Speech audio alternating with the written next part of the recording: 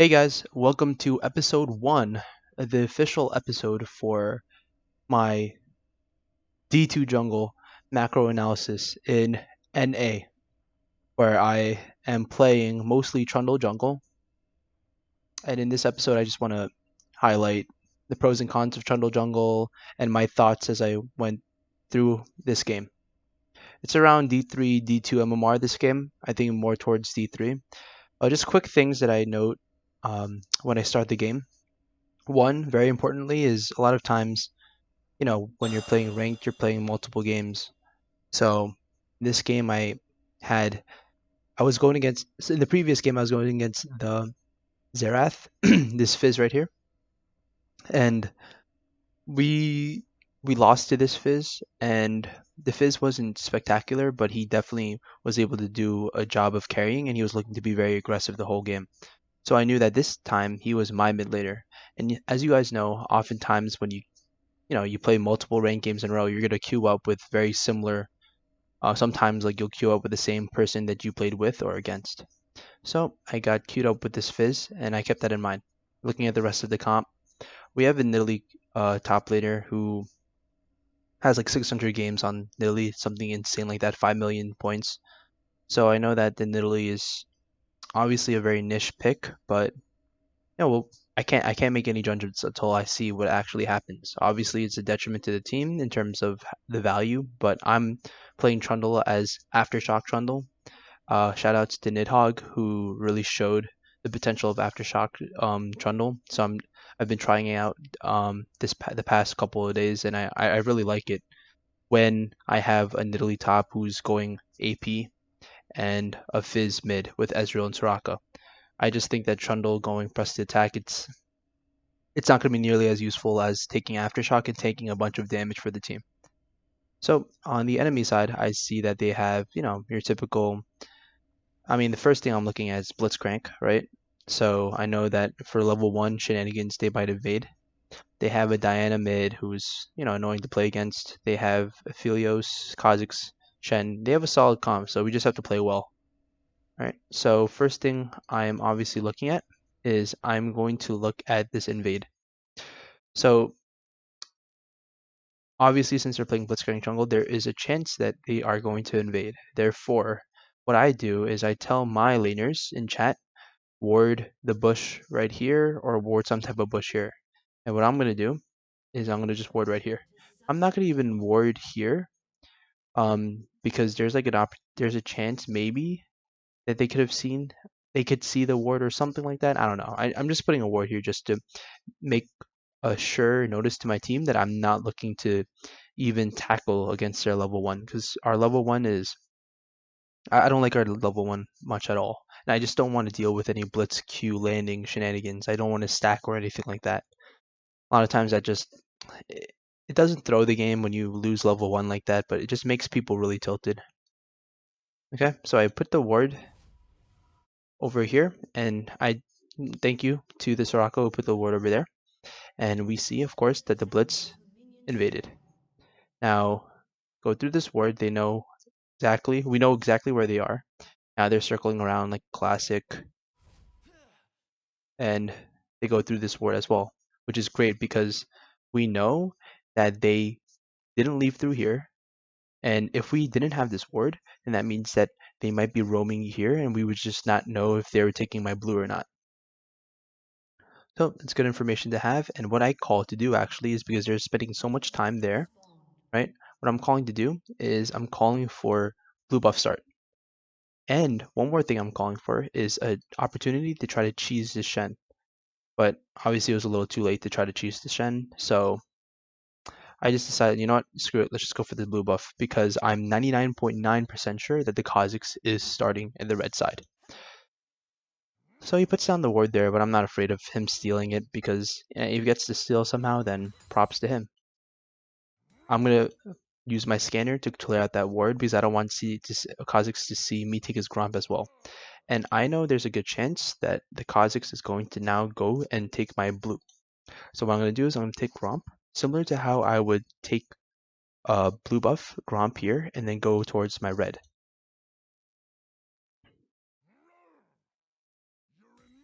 Okay, so I get the Gromp. I'm going straight to my red, taking some peeks towards top to see how the Nidalee top lane is doing.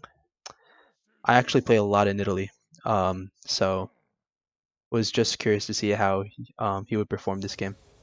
He's got like a 50% win rate over like a crazy amount of games, so it's nothing too special. But want to see if there's anything that I could learn from him that I didn't learn already from Nidhogg. Okay, so here I know that he's taken my blue, right? And top's pushed. Mid, I could have tried the gank, right? There's a possibility that I could have ganked there. I don't want to rewind, but I actually really wanted to see um, how much the Kha'Zix had done in my jungle because I know that Kha'Zix jungle is a little slow. Um, it's not nearly as fast as Trundle jungle on clear, so I wanted to see if he already cleared all my stuff, and I didn't really gamble to see if I can like catch him or anything, but I just want to check it out. Yeah?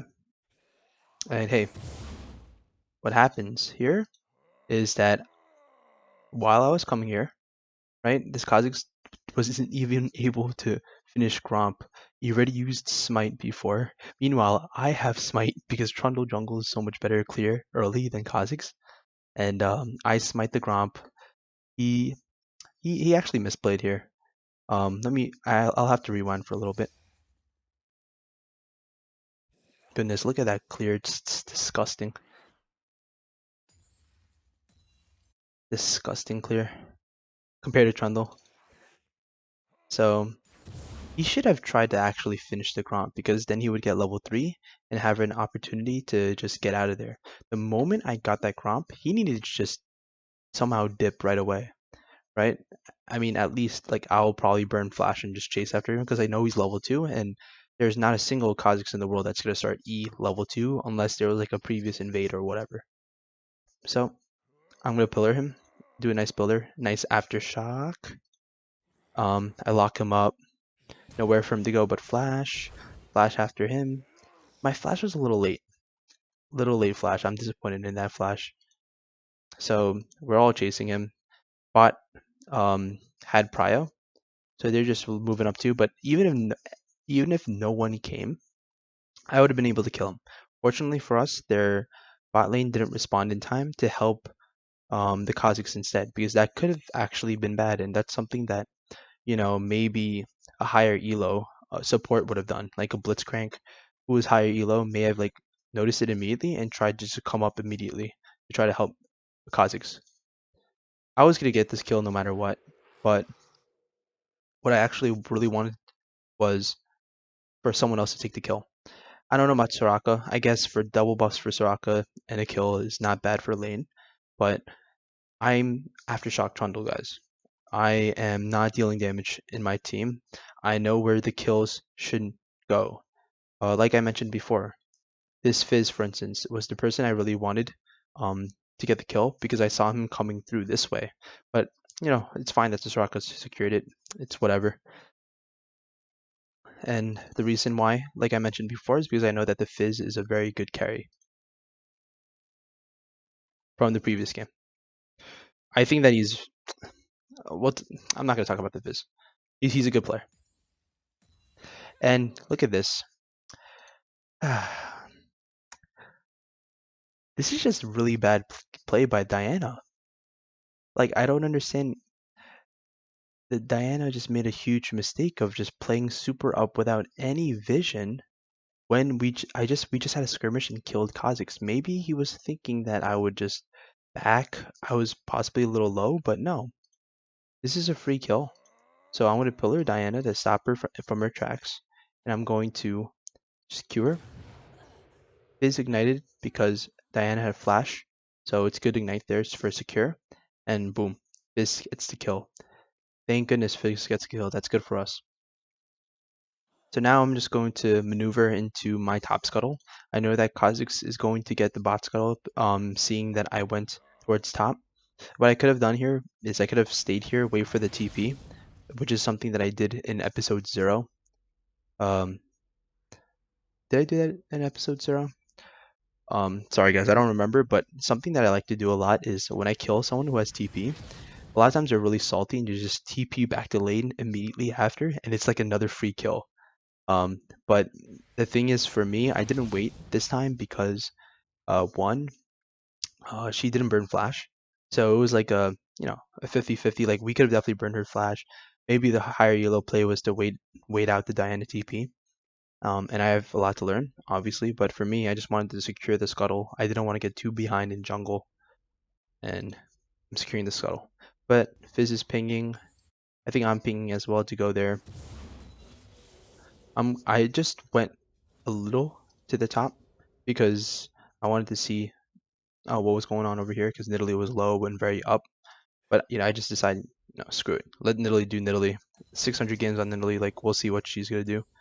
And now what I'm gonna do here is I'm going to gank this Diana who put the pink ward at the wrong time.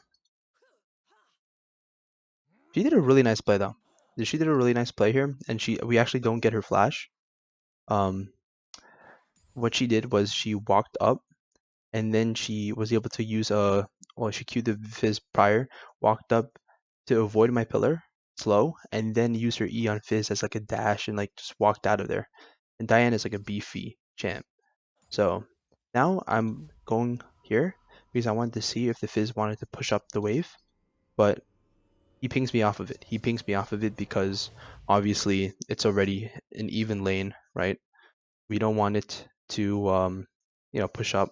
I thought that he wanted to push up or at least like even out the lane because from what I saw that there was a little too many blue minions. So if you backed, the minions would take the red minions and then go to turret too quickly. But you know what? I'm gonna let the Fizz dictate the lane. I'm gonna listen to the Fizz there, and it was a good ping off by him. Yeah, so I'm going to do my wraiths. I'm actually not doing them optimally here, so I'm going to explain that in the future. Getting the wraiths done here, we can actually just start fast forwarding again. Now, funny thing, this Fizz actually doesn't back. So the Fizz doesn't back because she sees the Diana come up and try to push the wave, right? But that was a little greedy by the Fizz because we also saw the as if we want to rewind. Look at this, guys. He sees this Fizz and I ping him back from this Kha'Zix because we clearly see the Kha'Zix from this ward, right? Also, Fizz has flash as well. He just completely disrespects it. What I should have done here, I think I did make a slight mistake, was clear the Raptors here, then like kind of like hover in this area, this range. I probably could have saved the Fizz and possibly net a kill on the Diana, but I didn't do that. Instead, I went like back and like try to ping Fizz off, being like play safe, play safe. But what I should have done probably was support him. See, like hindsight's 2020, obviously, but that's something I could have done better. I can blame it on the Fizz for not playing safe because we had vision of the Kha'Zix. But what I could have done was hover and support him, and I feel like that's like the next level, and that's where I'm lacking personally. I'm not thinking about like hovering and supporting aggressive gameplay. I'm thinking about playing safe and like, why are you pushing up when we see the Kha'Zix already, or like, why are you staying? I pinged away, so I don't really like the two times, leaving the two times on because there's a lot going on in the game. Yeah, Nidalee just dies to a gank there. Clearly we knew that the Kha'Zix was previously at mid, walking up. I did ping her away, but it's fine. She died. Life goes on, right? If we get tilted from like successful ganks from the enemy jungler, we can't play the game of League of Legends. It's gonna happen all the time. So right now, the game plan for me is now that I got Fizz kind of rolling, right? Got him a kill, got bot lane a kill, got myself, like at least even ahead against Kha'Zix in terms of levels and just my presence in the game. Kha'Zix got like one fluke kill here, and he got the gank off of Nidalee, but I think I'm doing a good job. What I'm going to do now is I want to clear my bot side. And I'm already thinking about the dragon here. I love me some Ocean Drake. Okay, so here we trade a kill. Supports both got the kill of the ADCs, which is good for me because, it puts the bot lane off of the map so I can look to get this dragon done. I love me some Ocean Drake first. It's a very good first Drake. I'm just adding some pressure over here to the mid lane because the Diana is pretty low. And what I want to do is just confirm mid prio, so that this Fizz can help me do dragon. And like if when I'm starting dragon, the Fizz can support me because as we see, bottom lane both died, right? There's no bot prio to be had. The only prio that we're concerned about, prio being priority, we're concerned about is the mid lane priority for this dragon. So we established mid lane priority. I'm taking a bunch of shots from this dragon just to ease the Kha'Zix away from the ward, not only to support the Fizz, who was able to kill the Diana 1v1, which I was hovering. So I just wanted EM for him to like just get slowed, bumped up, and just not able to respond at all to the mid lane, which he wasn't even looking at, I assure you. And now I know, since we killed the Diana, and we know that Diana does not have TP, we know that the Fizz is here, we can definitely do this dragon. So I'm not going to be scared. What I'm going to do here is I'm just going to start it up. I don't care if they have a pink ward here. Um, I have the Fizz. I have bot lane. He's going to get hooked here, but the reason why people pick Ezreal is because you can buffer that stupidity. I play Blitz sometimes. That's the stupidest thing ever, guys. It's not okay that Ezreal's you can do that. Whatever, life goes on. I'm not worried about a steal or anything like that because I've leashed out the dragon, which is very important. A lot of low elo junglers are like not doing the dragon here, which is so easy to steal. If you just pull out the dragon, it's so much harder to steal. So that's what we did, and we were able to secure it, fortunately. Alright, here's the parts where I'm just clearing camps. I want to give the blue to the Viz, right? And importantly, I'm looking at his lane and seeing that I can give him the blue in time, right? And he's not going to miss too many minions at all. I don't want to start a blue. Like some of these junglers, they start blue buff for your mid laner. They're trying to be like a good jungler, but then they start it at the worst times. Like when the lane's completely pushed up to your own mid lane, he's like, you want your mid laner to like walk over to blue, get it, while sacrificing like 7 or 6 minions of EXP and gold. No, like you guys have to be very wary of that. And then if you guys type, why am I saying you guys? If some junglers type, oh, like, why didn't you go for this blue? Blah, blah, blah, I had to wait for like a million years. There's a reason. Like if the Fizz was not at a good place to get the blue, like what I could have done, and what I would have done was get my wolves first and then the blue, right? It's not as optimal for me, but it'll be more optimal for the Fizz. And what's important is for me to be an ultimate support for our laners, because I'm Trundle jungle with Aftershock. I know my role in this team, and I will approach it as such. Okay, so there's another thing I didn't point out. One being that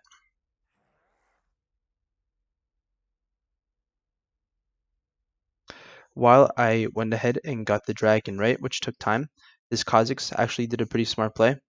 And he went for the opposite side objective, which is the scuttle here, which was available. If the scuttle also spawned a dragon, ooh, that would have been amazing, but it didn't. So he got the scuttle, which is good. Smart by him. And then he's gonna get my red buff too, because he knows I just did dragon and I'm gonna take a little while, and he shouldn't be too scared about Trundle jungle. Okay, so he gets that. And now he's getting my Gromp. Krugs. Which is good. It's good. It's smart by him. He also confirmed that I was in the blue side when I gave Fizz my blue buff, so that's why he was completely chilling. Smart play by the Kazakhs. I applaud.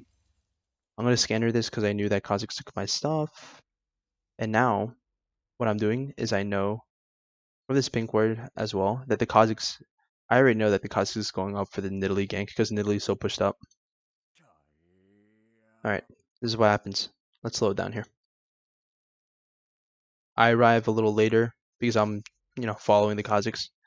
I see that the Shen is ulting Kazakhs who's going on the Nidalee, which I don't agree with the ult at all because it's a waste of the shield. It's just it's a weird ult for him to do. He could have just pathed towards Nidalee, which would have been better. But what I do here is I'm gonna pillar his ult because I'm a troll. That's how it be. And then the next thing I want to prioritize immediately is getting close to Nidalee so that she doesn't take any more isolation damage from Kazakhs. Kazakhs is very good ISO, as you guys all know, but once you pair up champions together, damage is less. So I'm running my booty over to Nidalee. Good heal by Nidalee. Now I'm going to smite Kazakhs to slow him down. Ult. I'm just ulting this Kazakhs to steal damage from him and make him really squishy. By the way, this Fizz launched a very nice ult into the Shen, which slowed him and also and knocked him up clearly. So we got the Kazakhs kill and trying to get the Shen kill. I'm trying to give it to my laners, but like trying to support it, and the Shen's like kind of melting me. So I just decide, nope, I'm gonna back off. I'm not gonna let Shen get like a weird kill off of me. Fizz gets that other kill. Now he's 4-1. Now life is great, right? I'm gonna clear my Krugs. And now I'm gonna go to my Wraiths because in episode 0 I mentioned even if I have it back here, not all the time, but sometimes it's just better to clear this side of your jungle, especially when you know that this side of your jungle is gonna come back soon. So you don't have to like walk here, then walk all the way here. It's just more optimal. I will say though that for Trundle, it's a pain in the butt to clear Wraiths until you get Cinderhulk. So what I do here is I copy this from Nidhogg, who taught me this, and I don't know why this works, but it just does. And I pillar the Wraiths so that they can't even move or like react, just to mitigate damage. Meanwhile, this Fizz is doing his thing, just absolutely botting him. And then he gets a nice Soraka ult. And funnily enough, it's the most random Soraka ult because they were actually fighting bot. I guarantee you Soraka was not looking mid at all. She was ulting for the Ezreal. Soraka died unfortunately and burned flash. Kind of wasted her flash, but it's fine. But she did a legendary ult and saved the Fizz from dying, preserving the double buffs. Life is good, guys. I'm feeling very happy about the game because our Fizz is going to be a beast. I'm just, after clearing Wraiths, I decide not to back just yet because I want to support the bot lane, the Ezreal who's really low, just in case they try some like all-in stuff, that's free kills. So I walked all the way bot, I didn't reset, I walked all the way bot, and while I didn't get any kills, the opportunity cost of me going all the way bot here to try to see if I could get a kill was, it was like, how do I say this? I invest some time in potentially getting like 2 kills for my Ezreal or for myself, right? And I didn't really waste too much, gold or like camps or opportunity by doing that play, right? It's all about making those plays. Not every single play that you make is going to net you gold. If it did, then you're a challenger player. Like even in the challenger level, once you get there, you'll play with a bunch of people who are like similar to your level, right? So I'm just trying to make as many plays as I can that will possibly be good for the team and be good for myself. And hopefully some of those plays work out, which is kind of what League of Legends jungling is, right? And while I'm here, I'm just going to take my Gromp. I think at this point I should have probably reset, but I'm just going to take the Gromp. And now I can back and resume life. This Kha'Zix does another good job, and he took Rift Herald, by the way. He knows that it's probable that I am not in my top side of the jungle, and at this point he has to go for some risky plays, right? The team is down a decent amount. He like they butchered the top lane gank, like bottom lane is at the least even for them. This Fizz is absolutely dominating. There's no other objective on the map. He has to make a play, and he made a good play by getting Rift. I applaud him for that. That's nice. Like you can't just be passive when you are behind. You have to be active. That's key. Unless you have like a Cassid in mid and like you're just banking on late game. Over here, I just want to mention that I pinged Nidalee away the moment that they got Rift, right? Because one of the most classic things to do as a jungler is you get Rift and then you look top to see if you can kill them and like use Rift on the turret. So obviously, it's an obvious play. Like even at like D2 MMR, especially at D2 MMR, like people know that play is an obvious one. So I ping off the Nidalee. I say like back up, back up. I literally type back up, but she doesn't back up and she literally dies to the gank. And then she says like oh my B, like I like trolled or whatever. Like she just admits it instead of tilting, which I appreciate. But she just straight up admits that she like just completely messed up there. So that sucks. That really sucks for us. That gives them a chance to come back in the game. Fizz gets another kill mid because this Diane is just tilted out of her mind at this point. They're gonna rift here, but I'm a tanky boy, so I'm not worried about dying at all. I'm going to E them, just so that I can.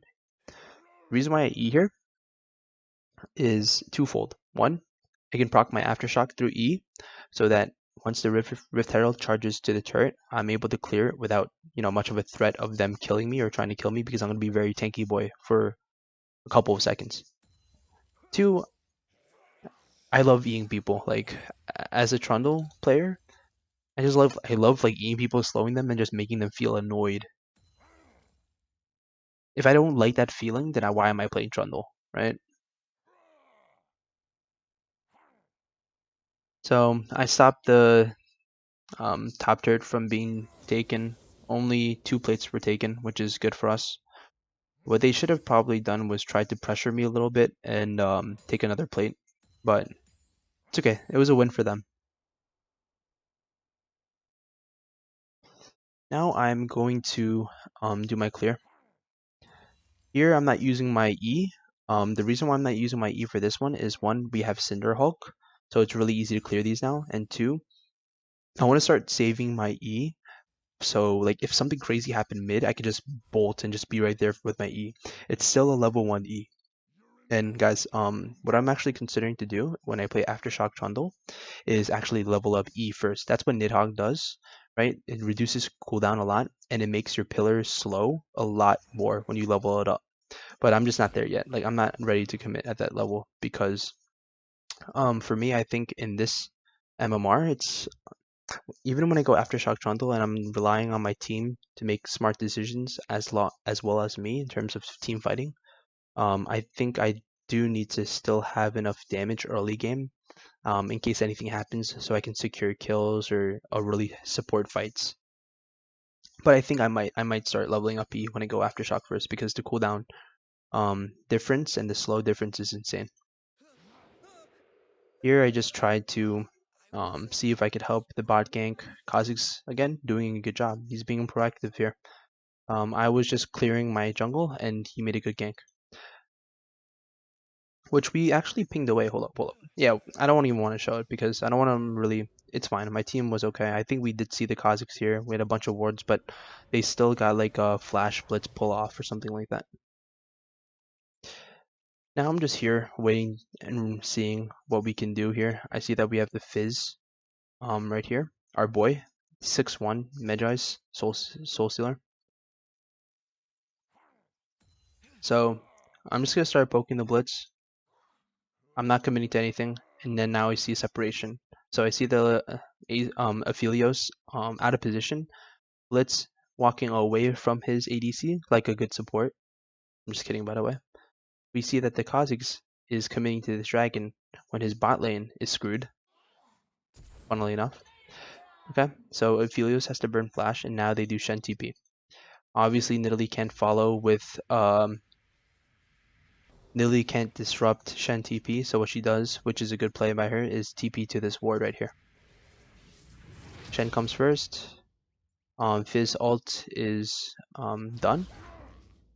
And now Shen lands a taunt on Fizz, which is good, except for one thing, that we do have the E on the Fizz. I think he did E there. Not sure.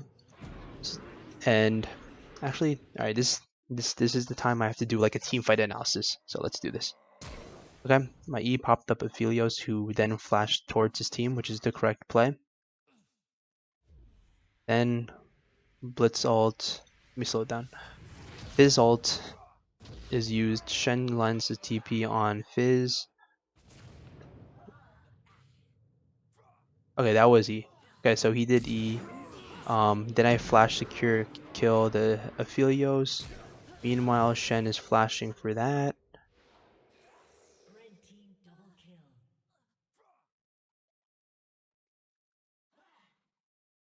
Let's see what happens here. Ah, okay. Alright, so sorry for like repeating this over and over again. This is a pretty complicated fight. So I think that one of the most important things was that the Fizz got pilled, but was able to E immediately, which mitigated a lot of the damage to the Fizz and allowed him to survive and deal a ton of damage, right? Look at this AoE. Boom. Lots of damage. And Nidalee landed a Q and was able to use her Cougar Pounce to deal additional damage, even though she only has Lost Chapter and Tear of the Goddess. So she really didn't do much at all here. I secured the kill on the Ace Aphelios because I don't want him to try to dish any more crazy damage or whatever. Alright, and we saw this fight already where the Shen was able to do work and get this Soraka with a flash. And we saw this fight, what happened here. What I do want to point out here is I'm also able to get the kill on Diana through my ult and just queuing her. And now I start my runaway. I just want to see if I can come out alive. The most important thing to note here is the Kha'Zix. He made a big mistake. He went for the dragon instead of going for this team fight. Look how low we are. Imagine this Kha'Zix was in the team fight with them. This would have been an ace, and then they could have done the dragon after, which the Kha'Zix didn't do, thankfully, right? Thankfully. And that could have brought them really back in the game. But Kha'Zix made good plays throughout the game, but he did not do a right play here. Fortunately for us, right? So, and like, some people are going to say, oh, dragons are so important though, like, the enemy team should have backed off when Kha'Zix was pinging this dragon, which could be correct, but here's the thing. People's League of Legends in general, like, they like to fight. People don't realize it, but like fights are going to happen, right? You can't just like ping off people all the time saying don't fight in like D2 MMR, which is like, you know, we're not that good, and expect like fighting to not happen and just playing safe and smart all the time. So you always have to support your team. Like you have to like go with the overarching decision, unless it's like, all right, I'm phrasing it incorrectly because sometimes like some decisions that people make, you don't just follow it just because they do it, because some of those decisions are terrible. But in a team fight like this, you better not be going for the dragon. You better be doing a 5v5 team fight instead of going for this dragon, right? Although they got the dragon, this fight actually is really it's going to propel them and really secure this game because they burned so many summers for it, so many resources for it, and the icing on the cake for our team is that I live. I do an E to like, you know, slow them, bump them away, and I make my great escape. We can actually just fast forward this. I use this, boom. I run through here, and in the off chance of me getting double hit by turrets, I smite a minion, and my Trundle passive, when an enemy unit dies near Trundle, he heals for 4% of its maximum HP, which is why I smite that ranged minion, so I can secure a few more HP points. Now I'm going to get the Scuttle because I know that they stopped chasing me, and if they did, you know what, props to them, they really wanted me. I'm going to get my red buff here. I should have probably reset over here, way over here, right? And that was probably the move. And then I could have done a full clear, but hindsight's 2020, and not hindsight's 2020. I don't make perfect decisions all the time. That's just bad on me. But what I'm able to do here is actually squeeze a nice gank on the Shen because I know that the Shen burned literally everything in that fight. And playing up again, I'm going for the Shen. He already tried to taunt the Nidalee here, so it's a free kill. So we get a nice kill here. Kha'Zix comes through. He's tilted at this point. I know he's tilted, so we can just kill him. So I'm going to go in. I want to do a little team fight analysis right there because I know how Nidalee works because I play a bunch of Nidalee. So after we secure the Shen, this Kha'Zix comes in and jumps into us when he didn't even need to use his E. I know that she landed either a Q or a W. I forget which one. I think it was a Q. So that she has her Cougar mark on Kha'Zix. So I know if I tank it, there's a good chance that Kha'Zix, Nidalee will be able to kill the Kha'Zix. Right? So I'm continuing to tank, continuing to dish out damage to the Kha'Zix in hopes that Nidalee will be able to kill her, to kill him. Ooh. That was close, gentlemen. Last chapter, Tear of the Goddess only, Nidalee. Soraka ults Nidalee to save her. This Blitz misses the hook, and life goes on, gentlemen. Okay, so I'm backing, except I don't because I know that Diana's coming. She's tilted out of her mind, burning flash for that. You can tell the mental of the enemy team, and when you know that they're tilting, it's a really good feeling. It's a really good feeling, especially when you play Trundle, because the pillars are like the most tilting thing in the world. Been on the other side of it.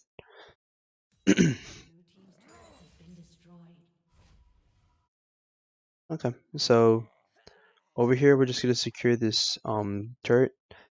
And by the way, guys, like I haven't forgotten about the Fizz. I know the Fizz is getting like these random kills on other tilted members, and he's just getting humongous. He has 24 stacks of Magi's. This game is pretty much over, guys. This game is pretty much over. There's gonna be one. There's gonna be one like questionable fight that we have, that I'll show. But this game is pretty much in the wraps. Yep, we get the kill on the tilted Diana. Everyone's tilted on their team. I think at this point, this episode is pretty much finished. Yeah. So what happens here is that we're going to look for this Kha'Zix overextend. I make the incorrect choice of overextending when we could have just ran away, and we should have ran away. I have to improve, right? That's just on me. I'm D2 for a reason. So I just run away though, because I'm a troll and I'm tanky. See, I make another mistake here. I'm trying to flex my muscle on this Kha'Zix and just try to like, oppress him somehow, some way. Also make sure he's not doing the Rift Herald, so I go to check. Even though I should have just reset because I have a bunch of gold at this point. Can I see gold or no? Alright, whatever. Doesn't matter. So I'm just getting hit by this Kha'Zix who evolved Q first. And this time the Shen ult was good because he needed the shield, I guess. But we're just hammering this Kha'Zix, and Ezreal makes a really bad decision of number one, ulting this way, right? But two, like using ult instead of DPSing, right? Because if he DPS'd, it would have been fine. But you're charging up an ult that you can't secure that you will land. So it's a really bad ult by him. Fortunately for us, he was able to get the kill on Kha'Zix, but he burns his flash for no reason and he's dead. But guys, at this point, I'm not stressed at all because our Fizz is humongous. He died too, but like, guys, our team is in a really good position. We can fast forward here. What happens here? I think there's one more like icing on the cake thing that I want to show you guys, and then I'm gonna end the stream here. I'm gonna secure the dragon because I love securing dragons and securing win conditions. Oh yeah, this is the icing on the cake, and I'm gonna end the stream here. So this Diana's like way pushed up. She pushed up to the our tier 1 turret, our tier 2 turret, and she tried to TP out after burning flash, and icing on the cake, guys, the pillar. The pillar is just such a beautiful, beautiful move in League of Legends. It's so tilting. I love it. So yeah, we get there.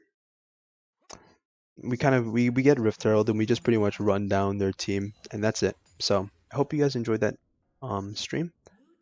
Well, I hope you guys enjoyed episode 1 of my analysis on Trundle Jungle. I know